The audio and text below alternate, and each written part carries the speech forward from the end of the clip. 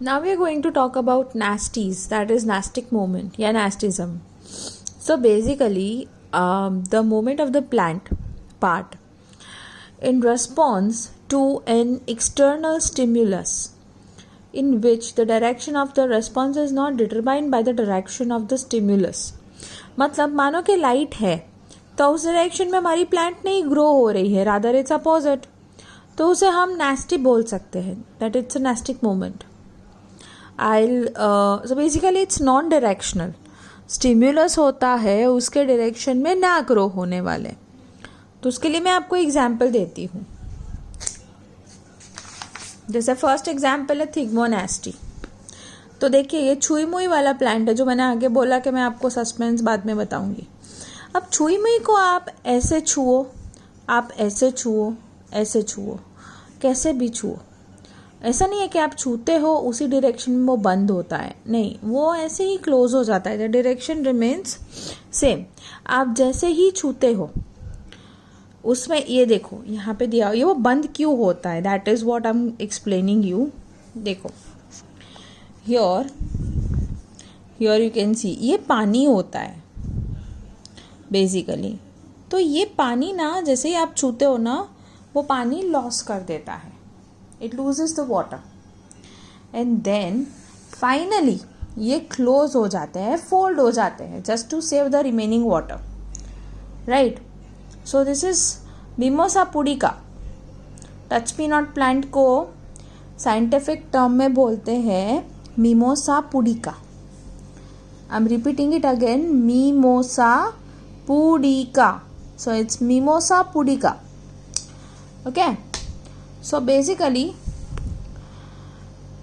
this plants which are sensitive and has a pad like swelling, जिसे हम कहते हैं पल्विनी.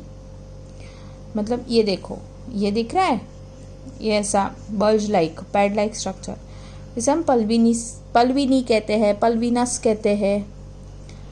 ठीक है. तो ये किसके लिए होता है, तो वाटर का जो टर्गर प्रेशर होता है, मतलब वाटर एक प्रेशर से आता है, उसको कंट्रोल करने के लिए इसका ज़रूरत है. ठीक है.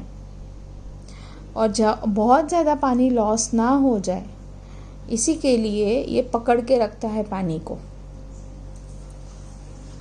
Now we will look forward to an example of photonasty. Photonasty में क्या होता है, जैसे फॉर एग्जाम्पल मान लो कि डेंडेलियन है, this is a dandelion flower. ये ब्राइट लाइट में ओपन होता है और क्लोज होता है नाइट में. ठीक है. पर अगर सन इस साइड है तो वो अपोजिट साइड ग्रो होगा या खुलेगा अपना मुंह. Same is with moon flower. Moon flower closes, ये डे टाइम में क्लोज हो जाता है. जैसे ही रात आती है इसके पेटल्स बहुत ही अच्छे से खुल जाते हैं.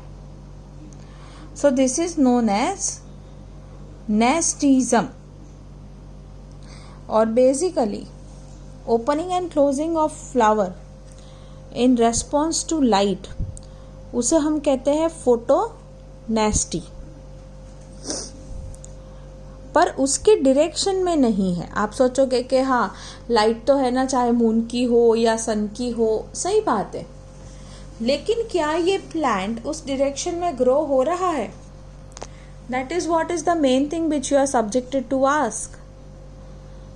सो बेसिकली ये प्लांट उस डायरेक्शन में नहीं ग्रो होता है और इसी की वजह से उसे हम नॉन डायरेक्शनल बात करते हैं. So basically when ever you right definition of tropism or nastism, make sure one thing, that there are keywords. और इसमें keyword है, अगर आप nastism की बात कर रहे हो तो non directional and stimulus, or you can say non directional towards stimulus, external stimulus, whereas the tropism says that stimulus with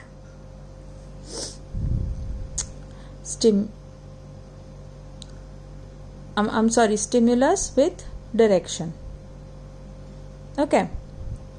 So basically, you need to learn the example, the difference between tropism and nastism.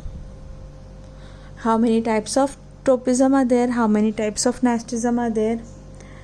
Okay, so this is what you're going to learn. That's it. So basically, now whenever we go ahead, apart from this, like in our next lecture, we will be learning about coordination in animals, how they react, how, like, we are animals, so how our systems react, how is our brain, everything. Okay, thank you.